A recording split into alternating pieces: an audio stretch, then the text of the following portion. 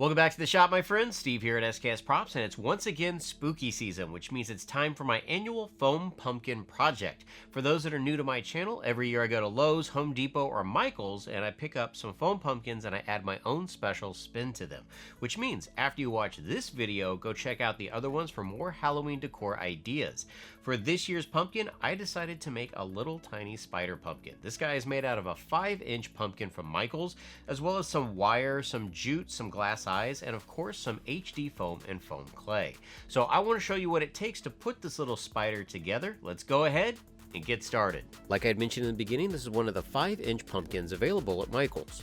To make the spider's legs, I'm going to be using some multi-purpose 14-gauge wire that I picked up from Lowe's. The wire is cut to approximately 25 inches in length. Using a wall hook at my drill, I was able to wind the wire. Coiling the wire like this will change its shape, but more importantly, it will give it more rigidity.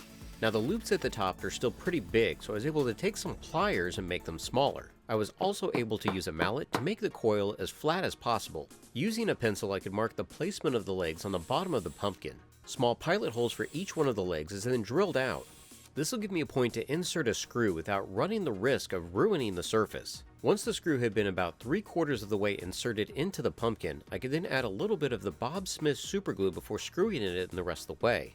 This will lock the screw into place until I can reinforce it later on with some epoxy. Now honestly, the superglue and the screws would probably be fine, especially for just an inside decoration. But I decided to take it a step further and make sure that these legs weren't going anywhere. So I mixed up some Star Bond 5-minute epoxy and applied that to each one of the connection points.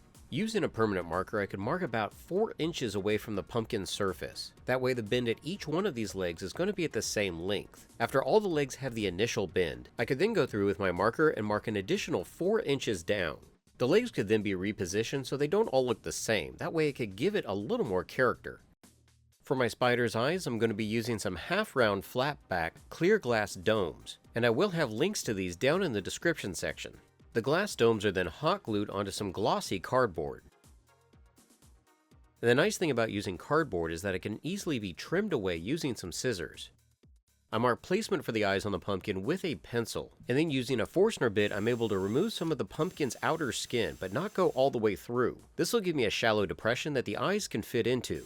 I go ahead and switch sizes of the Forstner bits until all 8 eyes have been drilled out. Utilizing some more hot glue, each one of these eyes can then be pressed into place.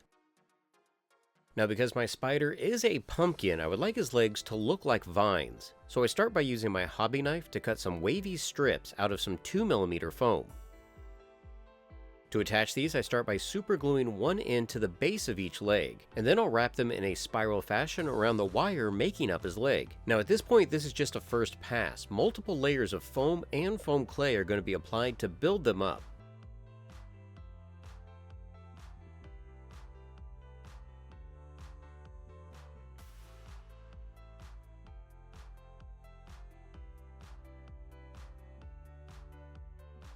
For a second pass, I add shorter strips of that wavy foam at the connection point to where the leg meets the pumpkin. And notice that I'm attaching these spiraling in the opposite direction as the first layer of foam. This just helps give it more visual interest so they don't all look uniform. After the strips of 2mm foam have been attached, now it's time to go in and add some more details using some foam clay. If you've never used foam clay before, it's great for organic work, and all you need is some water and some silicone tip tools. I start by applying some water to the foam with my fingers. This is what's going to allow the foam clay to stick to the surface. I could then roll out some long tubes of foam clay with my hands. And here I just apply the foam clay to the base of the leg and then wrap it around all the way to the end. Now you may need to go back and add a little bit more water or press it firmly to the surface just to make sure that it sticks properly. Now if you don't have any foam clay, you could just continue this wrapping process using more of that 2mm or 4mm foam. While I allow the foam clay on his legs to dry, I'm going to add a little bit of foam clay to his face, especially around the eyes. This is where using some silicone tip tools helps to get the details that I'm looking for.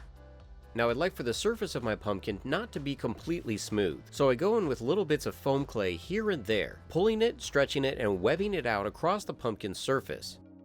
I could then use my fingers to move it around and smooth it out, or use more of the silicone tip tools to add visual details.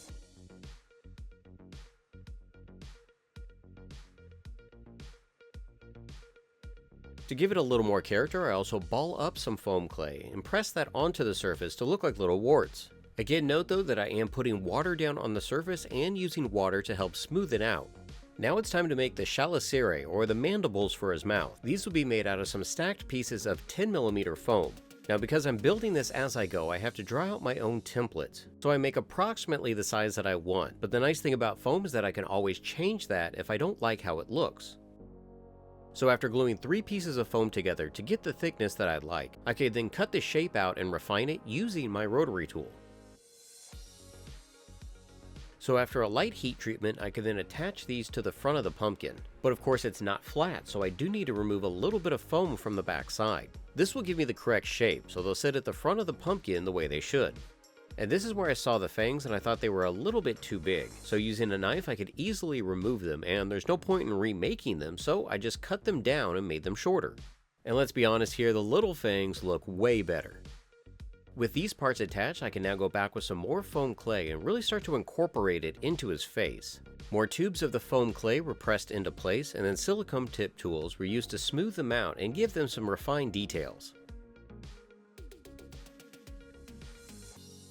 Now the vines that were on his legs were left to dry overnight, and I've decided to add more foam clay to the base at each one of the legs where it attaches to the pumpkin. I felt that this was a better representation of them looking like they're growing out of the pumpkin rather than just being attached to it. I also thought this would be a great opportunity to add more foam clay to each one of the end segments on his leg. That way it's helped define the individual sections on his legs and makes it look like they could actually bend. Now of course, if you're building stuff like this, you definitely need some kind of reference, and I've got lots of spider references on my computer right now. But for these knuckle points on the legs, I was actually referencing more of crabs. But also, it is a make-believe spider, so just make it however you want, just have fun with the process. After leaving all of the foam clay pieces to dry for a day, it's now time to start adding some paint. And of course I don't want to mess up his eyes, so I tape those off with some frog tape. From there I can spray the pumpkin with a variety of different colors. I utilize some red oxide, some green camo, and some flat orange. To paint the legs of my spider pumpkin, I'm going to be using a combination of Liquitex Heavy Body Burnt Sienna and Mars Black. This mixture is watered down a little bit more and also applied to the entire pumpkin. And before the colors have a chance to dry or set, I'll go in with a damp paper towel and remove a lot of the excess paint. Using a little bit less water, the stem of the pumpkin also needs to be darkened up. This brown and black paint can also be applied to the shadowed and recessed areas of his face. A lot of times what I'll do in this type of a scenario is to apply it heavy, and then go back with a damp brush and help feather it out. This is how I can achieve some really subtle highlights and shadows without having to use an airbrush. And one of my favorite things to do on any project is to remove the masking. And you can see just how cool those eyes look with that newly painted surface.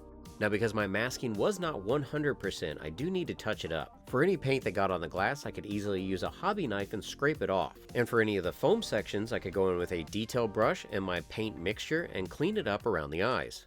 Now the spider was looking pretty cool, but I felt that I could take it just a little bit further. So my idea is to unwind and fray some natural jute using a wire brush. This will make the jute look a little bit raggedy and hopefully add to that vine look in his legs. Just like most of the other processes for this guy, I started at the base of the leg and I hot glued down one end of the jute.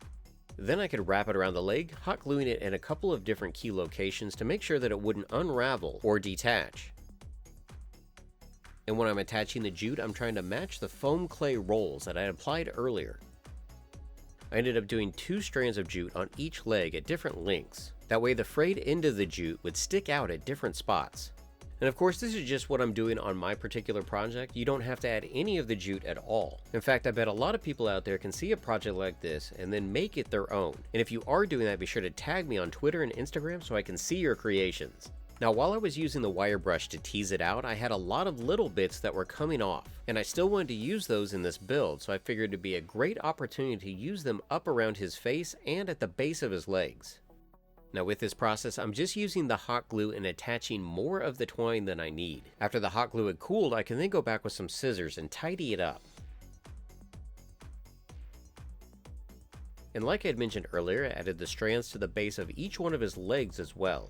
and I think the spider did look good, but all the little strands of this jute really is what gives him character. I will say though that these little strands got everywhere, so do be mindful of that if you're doing this project inside. And as a final touch, I decided to add a few strands around the stem as well. Now, I've done lots of different pumpkins over the years, but I will say that this guy has definitely got to be one of my favorites. And most of the time, he looks kind of adorable. But I will say, in a low light, just sitting in the shop, he's kind of terrifying.